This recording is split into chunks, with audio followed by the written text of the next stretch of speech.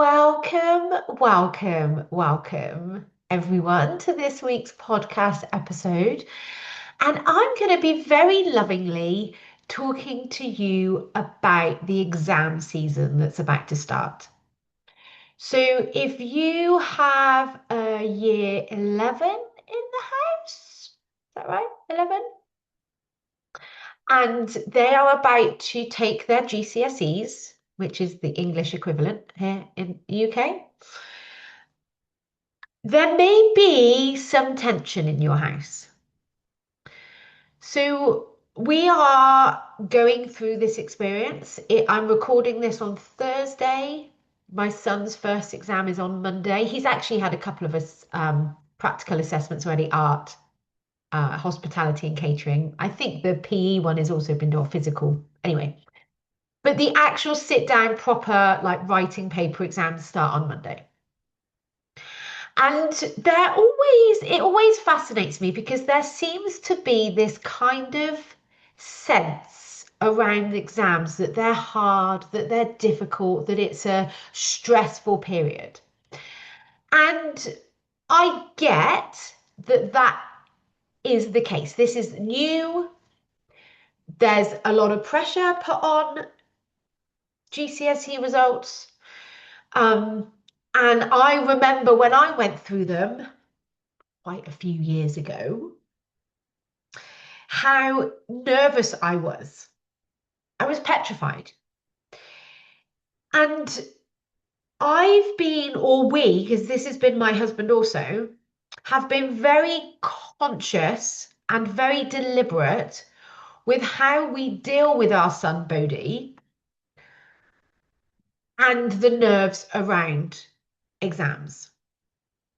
So this podcast today isn't quite going to be what maybe you're expecting.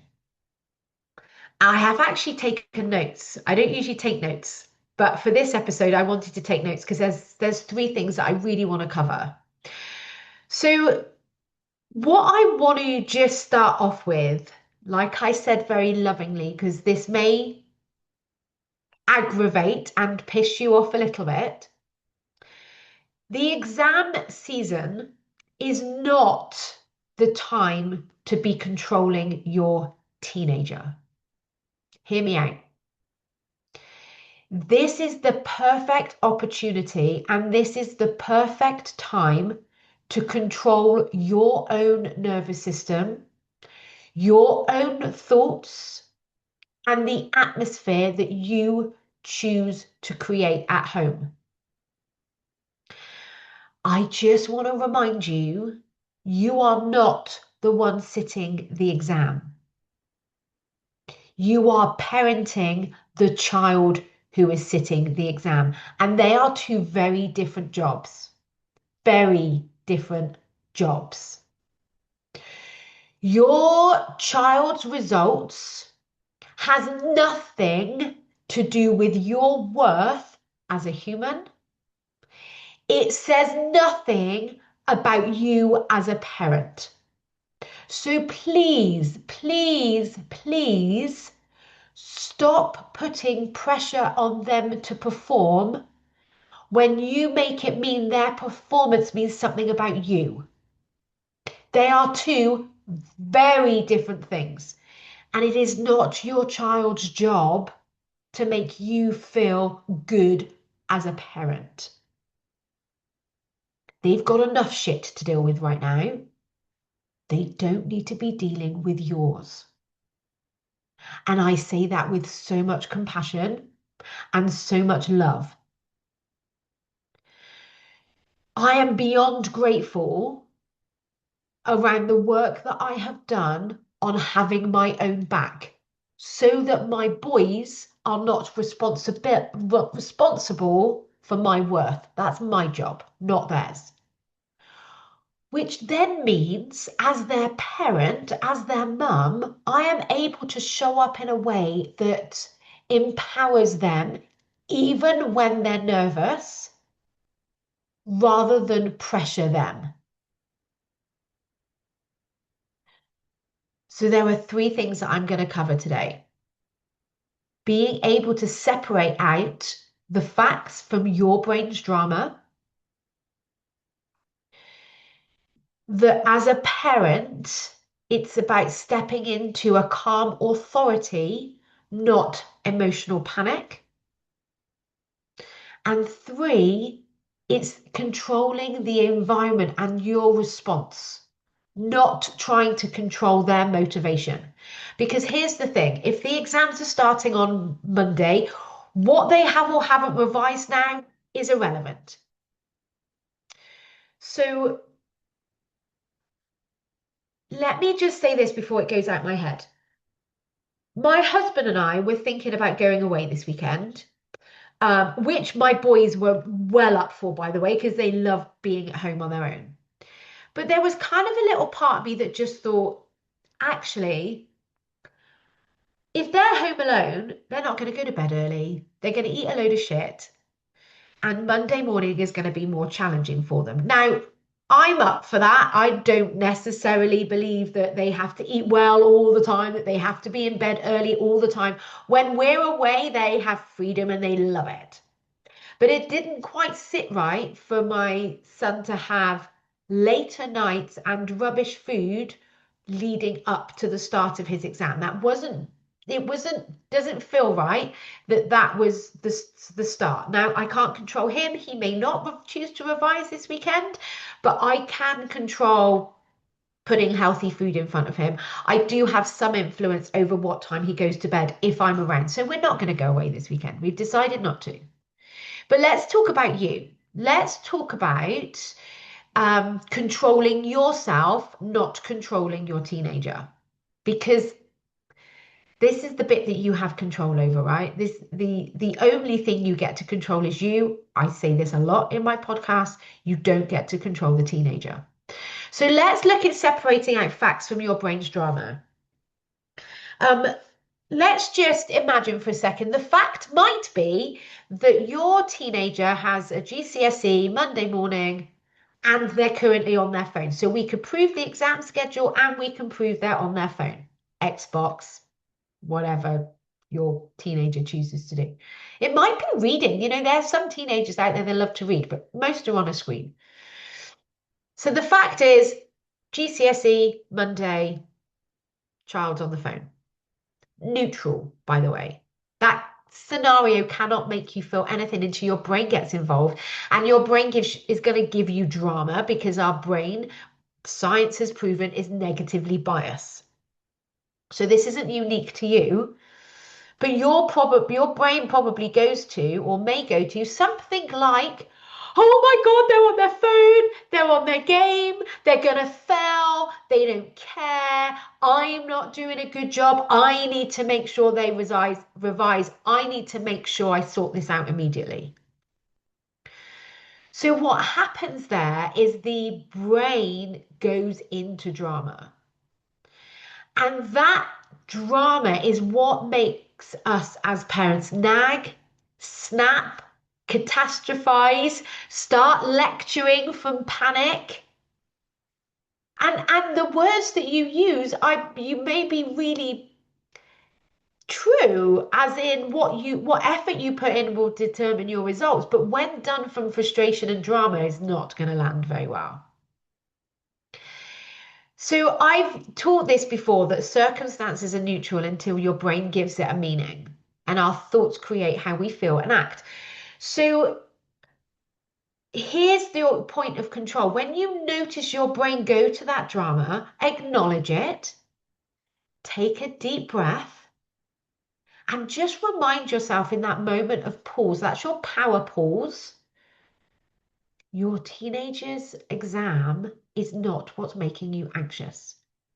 Your thoughts about that exam, it is what's making you anxious. Own that, because once you own it, you get to control it.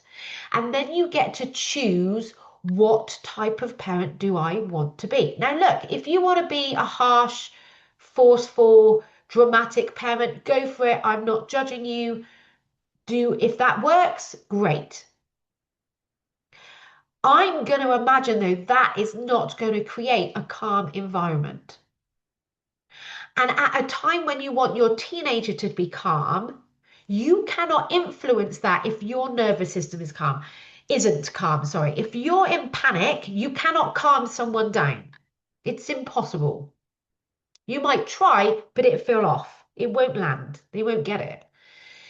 And I'm all for saying to a child, look, what you put in is what you're going to get out. Because ultimately, this is their future that they're choosing here. But they're not going to give a shit about that, honestly, because that prefrontal cortex isn't developed yet. So all they're going to be worried about is the very present moment. And if you've got a child that is incredibly stressed, adding your stress and drama is not going to regulate them. So it's about coming back and going, do you know what? Honestly, like worst case scenarios that your child fails. And I was that child, by the way. I didn't actually get good grades. I failed one of my GCSEs and all of my grades were low. And I didn't die. My life has been amazing. It created resilience in me, nothing else. And so the worst case is that they fail. And if they actually need that GCSE to go to the next stage, they get to do it again. Does that feel shit? Yes. Will it teach them a good lesson? Yes. But the brain, your child's brain, is not going to be able to access any knowledge if it's in its survival state. You are not going to be able to parent calmly if you are in your survival state. So separating out the facts from your brain's drama with compassion, this is not a judgment exercise, starts to give you your control. And then once you're in control of you and your nervous system is calmed by you realizing I'm creating this panic, nothing is fine, no one's life is on the line here, and you breathe and you calm your nervous system down, then you get to access your wisdom and the type of parent you want to be.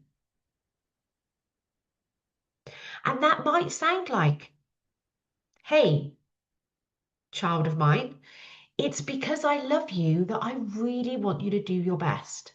Not for my sake, for yours.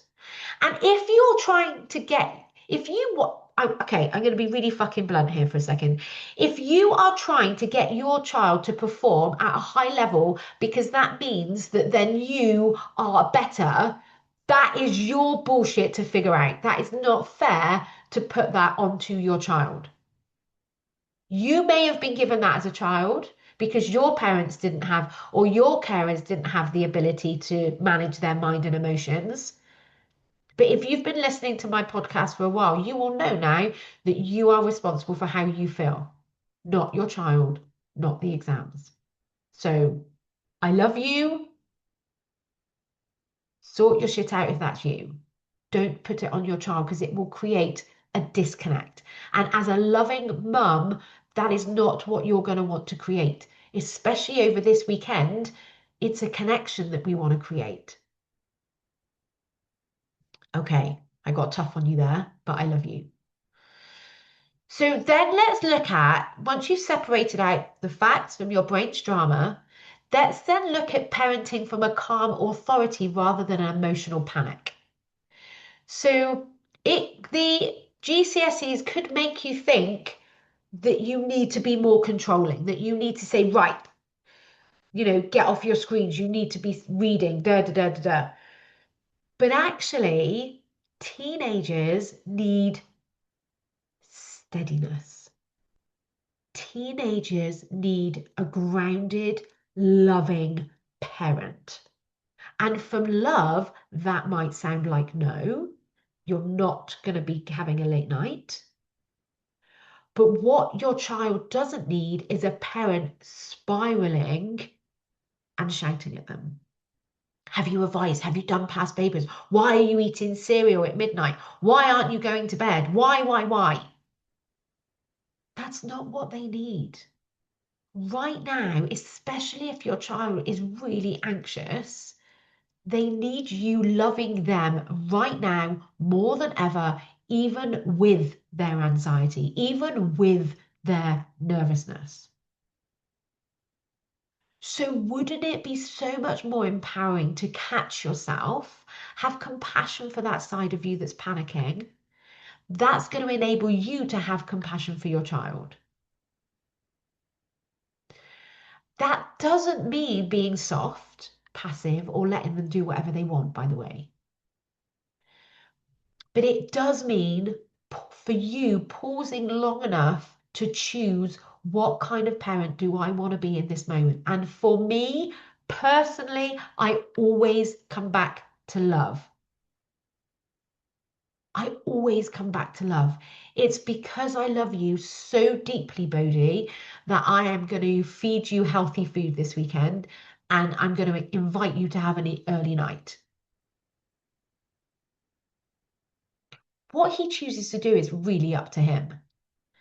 But very rarely does he complain about that because it makes sense. He will know that on some level. Your daughter will know that on some level. But when you're tense and anxious, they're going to match. And then we're defensive and then we shout and then we argue. Totally ineffective.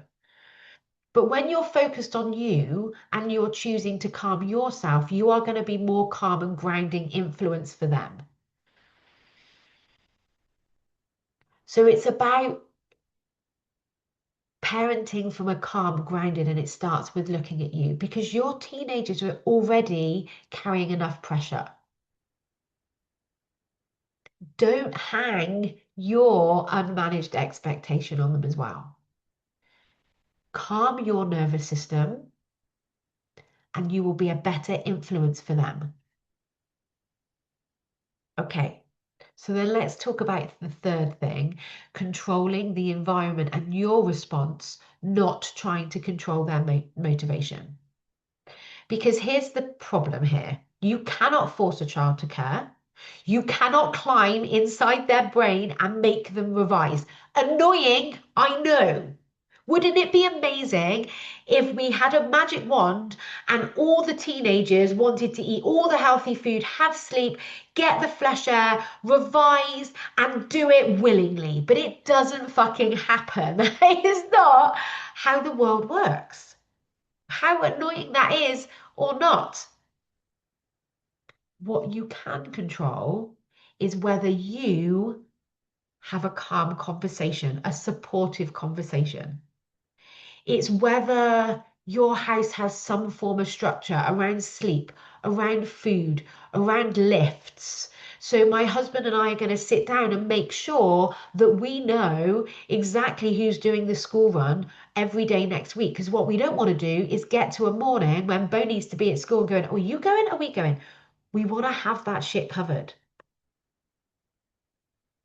So that's in your control to sit down and have that plan so that you're steady, that you're calm, so that you know the expectations. That will influence your child. You don't get to control them, but you do get to influence them. And you then get to control whether you stop making their exam results mean something about your parenting because it does not. Like I said, I failed some of my GCSEs. I got low grades. Does that mean my parents were shit? No. It meant that that wasn't my skill set. That had nothing to do with my parenting. Nothing to do with my parenting. And you won't be listening to this podcast if you didn't care about being a parent. So I'm just going to assume you do. Because if you really didn't give a shit, you wouldn't be listening to me. You wouldn't have found me in the first place. So the the line that I'm going to come back to, two things. You can only control you and calm your nervous system down. That will help ground and control your teenager. Three things. Nervousness and anxiety is not a problem. As long as you're willing to invite it in and you can encourage your teenager to invite it in, tell them about naming their primal brain, explain that that primal brain literally thinks they're about to die and they're not. they can perform very effectively with nervousness. Not allowing nervousness to drive their actions, but just allowing nervousness to be a companion, and the ability to switch their brain on, and the adrenaline that that creates, if fueled effectively, will stimulate the knowledge in their brain. But if they're nervous about feeling nervous and anxious about feeling anxious, they're going to go into survival, their wisdom will be shut off. So and then the third thing is, with so much love, you are not the one sitting the exam. You are parenting the child who is sitting the exam. And wouldn't it be amazing if you said to your child, which is what I have already done and will definitely be doing Monday morning, I know you are going to do your best. I love you regardless of the outcome. Imagine that. Imagine for your child that they get to hear that going into their exam, regardless of the outcome. I love you so much. Like, hold their face, look them in the eye when you're telling them that, because isn't that the truest thing ever? Honestly, you love them no matter what. Let them know that. Because at a point where their brain is freaking out and they don't have the adult brain to calm them down, that's all any of us want to hear. So do that over this weekend. Control the environment, control your response, don't control their motivation. Parent from a calm authority, not an emotional panic. And separate out the facts, sorry, from your brain's drama. And choose to love your child. Choose to love them. Choose to see them in their highest, most incredible form. Even if they've done no revision, even if all they want to do is game, see them in their highest form anyway, because that is going to be so much more powerful for their energetics. Okay, that's all I have for you this week. Focus on you. Focus on controlling your nervous system and calming yourself down, and really choose the parent that you want to be over this weekend and as the GCSEs progress. I love you so much. I will be thinking of you as we're going through this time. And if you want to chat further about it, let's have a conversation, because I would love to help you. Have the most incredible week, and I'll speak to you all next week. Bye bye.